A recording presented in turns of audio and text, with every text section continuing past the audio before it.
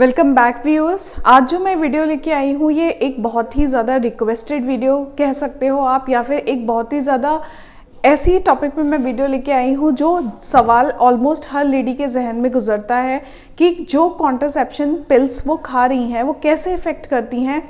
क्या contraception pills जो वो ले रही हैं उनके डॉक्टर्स ने उन्हें दिए हैं क्या वो सेफ़ हैं, और उन पिल्स को खाना कैसे है, वो क्या काम करती हैं। तो आज की वीडियो बहुत ही ज़्यादा इन्फॉर्मेटिव होने वाली है, इसीलिए एंड तक बने रहें।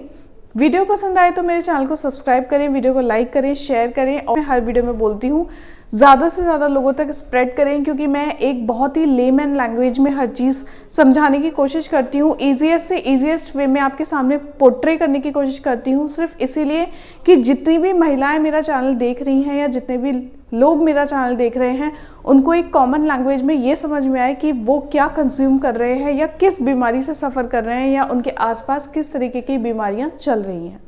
तो चलिए वीडियो में आगे बढ़ते हैं और जानते हैं कॉन्ट्रासेप्शन पिल्स क्या होती हैं। कॉन्ट्रासेप्शन पिल्स लगभग 21 डेज़ की होती हैं।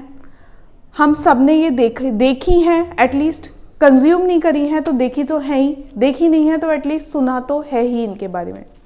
21 डेज़ की ये पिल्स होती हैं। मेनली 2 हार्मोन से कंबाइन होकर ये पिल्स बनती हैं जो कि होते हैं ईस्ट्रोजन एंड प्रोजेस्टेरोन। मार्केट में बहुत सारे ब्रांड्स के कॉन्ट्रासेप्शन पिल्स जो हैं वो अवेलेबल हैं, और उनमें भी ग्रेड्स आते हैं कि हायर डोज, लोअर डोज और वेरी लो डोज में भी ये अवेलेबल होती हैं। कॉन्ट्रासेप्शन पिल्स करती क्या हैं? जैसे कि मैंने बताया, contraception pills oestrogen and progesterone hormones होते हैं, उनमें हार्मोनल पिल्स होती हैं और वो ओव्यूलेशन को हिंडर करती हैं। मतलब जब लेडी में ओव्यूलेशन होता है, एग फॉर्मेशन होता है, आफ्टर मेंस्ट्रुएशन साइकिल, मेंस्ट्रुएशन के बीच में जो ओव्यूलेशन होता है उसको रोकती हैं, रोकथाम करती हैं और ओव्यूलेशन होने से बचाती हैं ताकि प्रेगनेंसी ना ठहरे। साथ ही में वो क्या करती हैं कि जो सर्वाइकल म्यूकस होता है उसको बहुत ज़्यादा थिक बना देती हैं, जिसकी वजह से स्पर्म हाई अप वजाइना में नहीं जा पाता, जिस वजह से प्रेगनेंसी नहीं कंसीव होती है।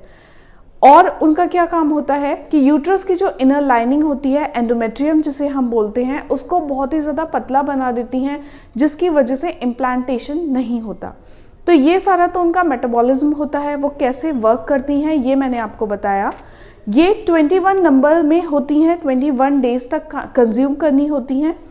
अब हमारे जहन में क्वेश्चन ये आता है कि कैसे इनको कंज्यूम किया जाता है। तो आप पीरियड के फर्स्ट डे भी इसको कंज्यूम कर सकते हो।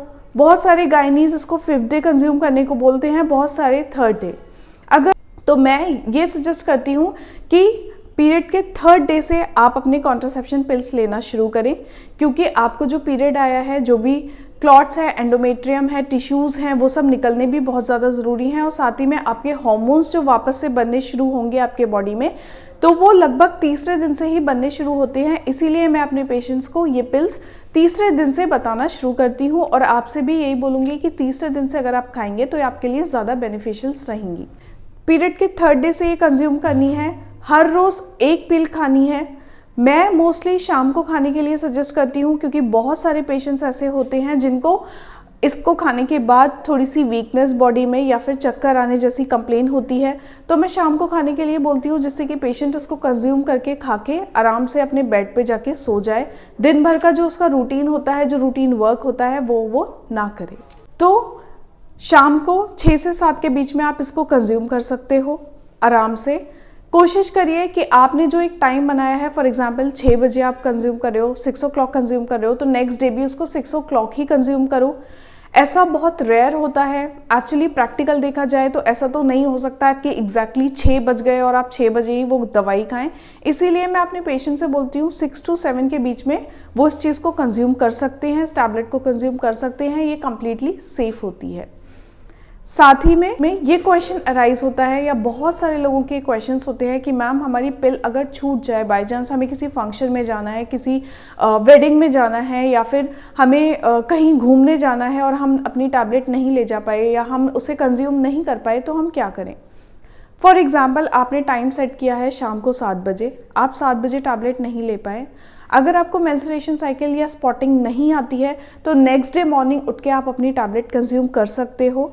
फॉर एग्जाम्पल आपने अगर फ्राइडे को टैबलेट लेना भूल गए हैं आप, तो सैटरडे को मॉर्निंग आप फ्राइडे की टैबलेट कंज्यूम कर सकते हो। साथ ही में सैटरडे की जो 6 से 7 के बीच का टाइमिंग है वो आप सैटरडे की टैबलेट कंज्यूम कर लो। भले ही आपको एक दिन में 2 टैबलेट खानी पड़े, लेकिन वो चीज़ आप खा लो, क्योंकि चेन की तरह टैबलेट होती है, एक भी टैबलेट मिस नहीं करनी होती। अगर आप मिस कर देते हो, आपको स्पॉटिंग हो जाती है, तो पूरी कोर्स जो आपका है वो ख़राब हो जाता है और उस बीच में आपको प्रेगनेंसी ठहरने के भी चांसेस रहते हैं, या फिर आपको हैवी ब्लीडिंग, मेंस्ट्रुएशन आने के भी चांसेस रहते हैं। ऑब्वियसली इसके साइड इफ़ेक्ट्स थोड़े बहुत होते हैं, क्योंकि ये एक हार्मोनल पिल है, तो मैं कभी भी ये सजेस्ट नहीं करूँगी कि न्यूली वेडेड लोग जो हैं वो इसको कंज्यूम करें, क्योंकि ऑब्वियसली हार्मोन एक बार कंज्यूम करने के बाद थोड़ा बहुत हार्मोन में डिसबैलेंस होता है और इसकी वजह से सेकेंडरी इनफर्टिलिटी होने के चांसेस भी रहते हैं। साथ ही में एक क्वेश्चन आता है, क्या आप एक दिन इस टैबलेट को लेना भूल जाओ तो आप प्रेग्नेंट हो सकते हो? ऐसा तो नहीं हो सकता कि एक दिन आपने मिस कर दिया और आप प्रेग्नेंट हो जाओ, डेफिनेटली नॉट, क्योंकि उसके चांसेस बहुत ज़्यादा कम रहते हैं एक नॉर्मल डे लाइफ में भी। लेकिन हाँ, अगर आपने लंबे वक्त के लिए इसको लेना बंद कर दिया तो आप आराम से प्रेग्नेंट हो सकते हो।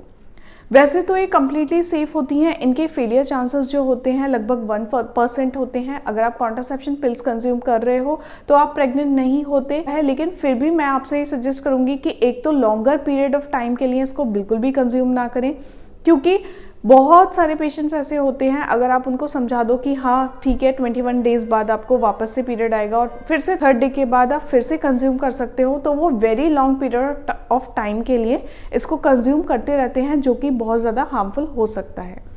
डेफिनेटली आप इसमें एक गैप रखें। यूजुअली गायनी गैप बताती हैं, जैसे कि आपने 3 मंथ्स कंज्यूम किया तो 1 मंथ आप छोड़ दें, फिर से आप कंज्यूम कर सकते हैं। तो अपनी बॉडी को रेस्ट दें, यूट्रस को भी रेस्ट देना बहुत ज़्यादा ज़रूरी हो जाता है। पॉइंट ये आता है कि 21 की टैबलेट कंज्यूम करने के बाद, 21 डेज़ की टैबलेट कंज्यूम करने के बाद आपको पीरियड कब तक आएगा?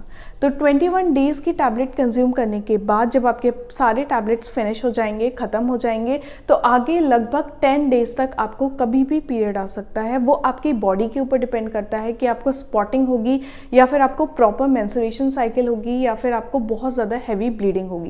ये कंप्लीटली आपकी बॉडी टाइप पे डिपेंड करता है। इसीलिए मैं आपको एक डिस्क्लेमर देना चाहती हूँ कि आप जब भी ये टैबलेट कंज्यूम करने का सोचें या कंज्यूम करें तो प्लीज़ अपनी गायनिक से या डॉक्टर से कंसल्ट करके ही इनको खाएं। जैसे कि मैंने बताया, मार्केट में तो ये बहुत ही ज़्यादा इजीली अवेलेबल हैं, फिर भी मैं आपसे ये सजेस्ट करूँगी कि फिर भी आप अपने डॉक्टर की कंसल्ट से ही ये मेडिसिन कंज्यूम करें, क्योंकि एक हार्मोनल पिल होती हैं और इसके बहुत ज़्यादा साइड इफ़ेक्ट भी आपकी बॉडी में हो सकते हैं। एज अ कॉन्ट्रासेप्शन ये कम्प्लीटली सेफ होती हैं। मैक्सिमम आप बिना टैबलेट को छोड़े 3 मंथ्स तक इनको कंज्यूम कर सकते हैं। 3 मंथ्स के बाद मैं आपको ये सजेशन दूंगी कि आप 1 मंथ का गैप रखें और उसके बाद फिर से इसको कंज्यूम करना शुरू करें। अगर आपको वीडियो इन्फॉर्मेटिव लगी हो, अच्छी लगी हो, पसंद आई हो, तो प्लीज़ मेरे चैनल को सब्सक्राइब करिए, वीडियो को लाइक करिए, शेयर करिए। मैं फिर से एक इन्फॉर्मेटिव टॉपिक पे वीडियो लेके आऊँगी। Till then bye and thank you.